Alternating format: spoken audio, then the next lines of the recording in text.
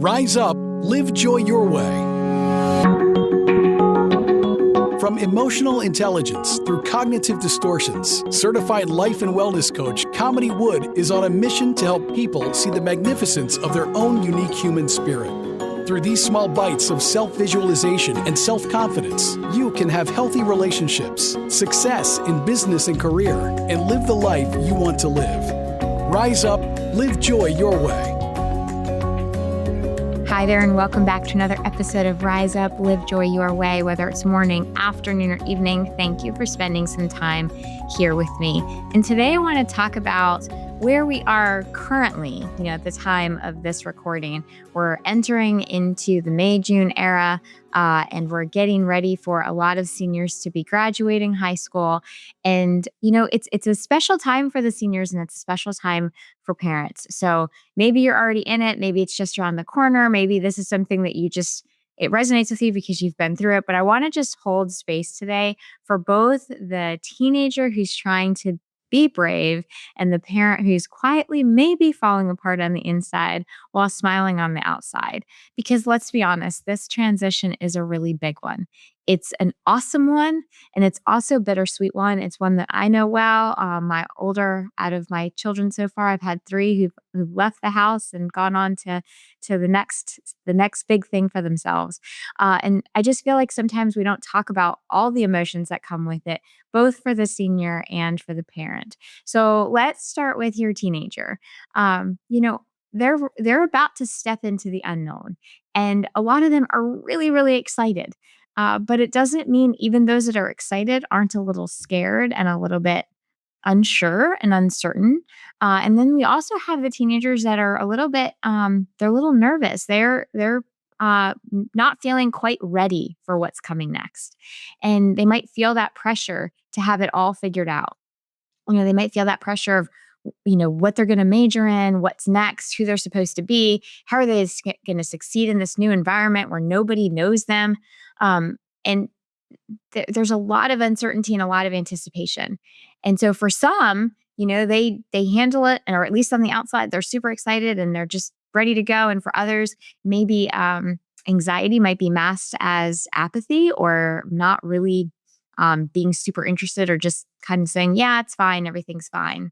But underneath all of what's going on could be some unspoken fears. Will I belong? How do I know where I belong? What if I mess up?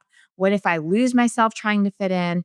And I know, not just as a parent, but as somebody who coaches teenagers and young adults, I've seen seniors freeze in that space, not because they're lazy or unmotivated or just procrastinators, but because they're just overwhelmed by the weight of what they know is coming.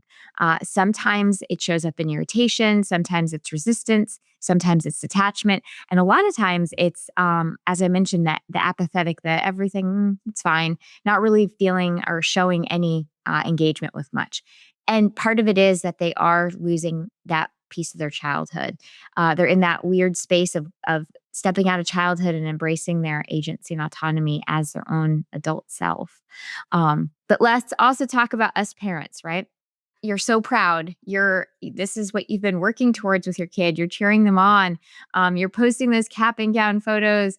You're smiling through it. And if you're going to be honest, there's a part of you that's probably grieving a little bit too, because it's not just about launching your kid into the world. It is also about letting go a little bit of that childhood that you've been working really hard on, and helping them through.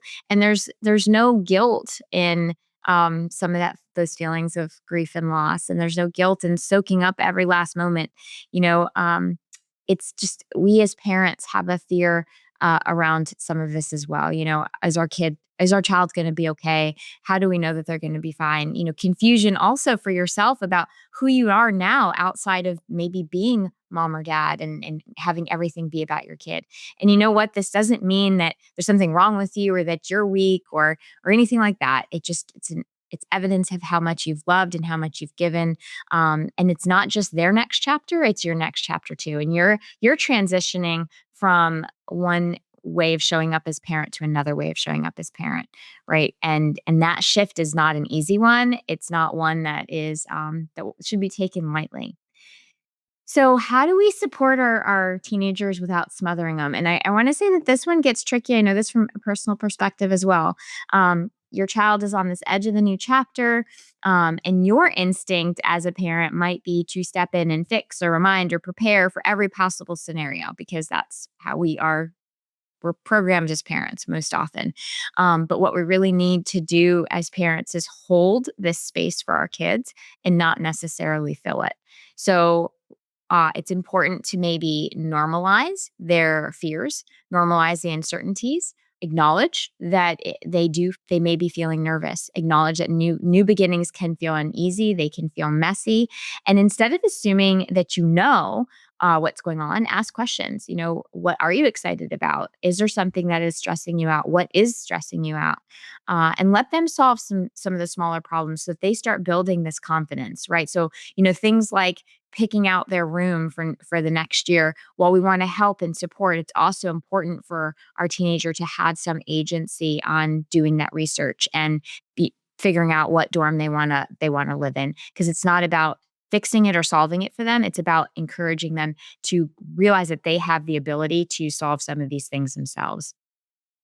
And it is also important to reground yourself as they launch, right? So it's important to not forget your own emotions throughout this whole process. So ask yourself really important questions around how much of my identity is wrapped up in parenting, for instance.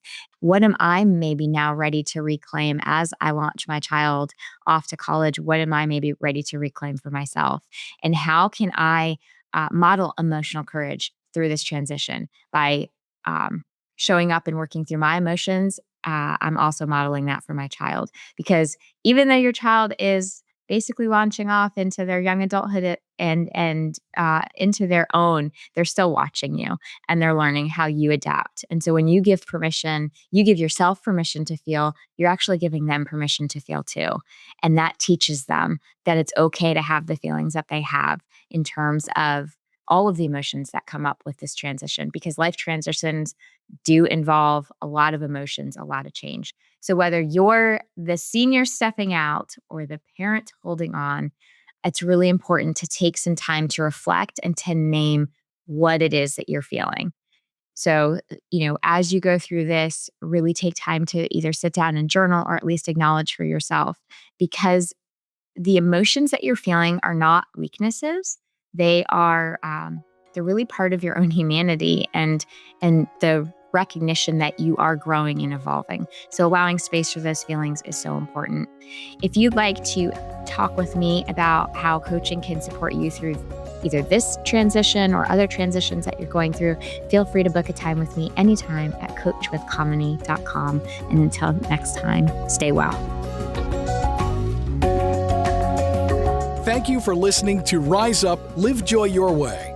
For more information, book a chat with Kamini at www.chatwithkamini.com or visit her website at www.kaminiwood.com. You can also find Kamini on Facebook or Instagram. Username It's Authentic Me.